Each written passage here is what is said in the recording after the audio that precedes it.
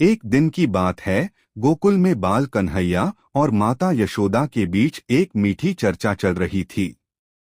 बालकृष्ण ने दूध से भरे कटोरे में चांद की परछाई देखी।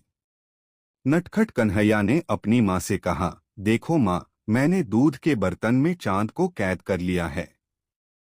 माता यशोदा मुस्कुराईं और बोली, तुम बहुत शरारती हो।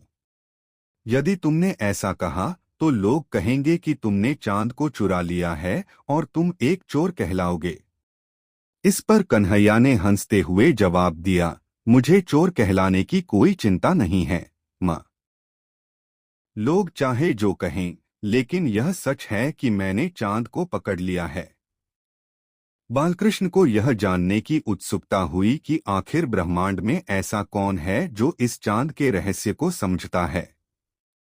वे सीधे कैलाश पर्वत की ओर चल पड़े। वहां जाकर उन्होंने देखा कि गजानन गणेश जी एकांत में बैठे अपनी सूंड से मोदक का आनंद ले रहे हैं।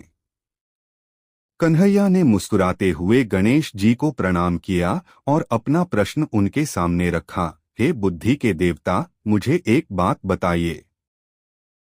जब मैं दूध के बर्तन में चांद की परछाई को देखता हूँ और उसे अपनी मुट्ठी में बंद कर लेता हूँ, तो मुझे ऐसा लगता है कि मैंने चांद को पकड़ लिया है। क्या यह सत्य है या केवल मेरा भ्रम है?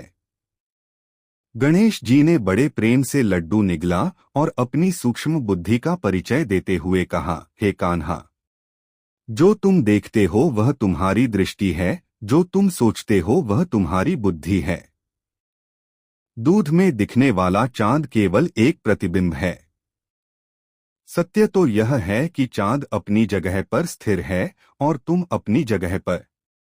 जो व्यक्ति केवल प्रतिबिंब माया को सत्य मान लेता है वह भ्रम में रहता है, पर जो प्रतिबिंब के पीछे छिपे मूल प्रकाश ज्ञान को पहचानता है वही वास्तविक ज्ञानी है। कन्हैया गणेश जी की इस तीक्ष्ण बुद्धि और ज्ञान को सुनकर बहुत प्रसन्न हुए। वे मुस्कुराए और बोले, हे गजानन, आप वास्तव में बुद्धि के सागर हैं। माया के इस खेल में आपने मुझे सबसे बड़ा सत्य समझा दिया है। गणेश जी ने भी प्रेम से कन्हैया को एक मोदक प्रसाद के रूप में दिया और कहा, तुम्हारी लीलाएं तो स्वयं सृष्टि भी समझ नहीं सकती।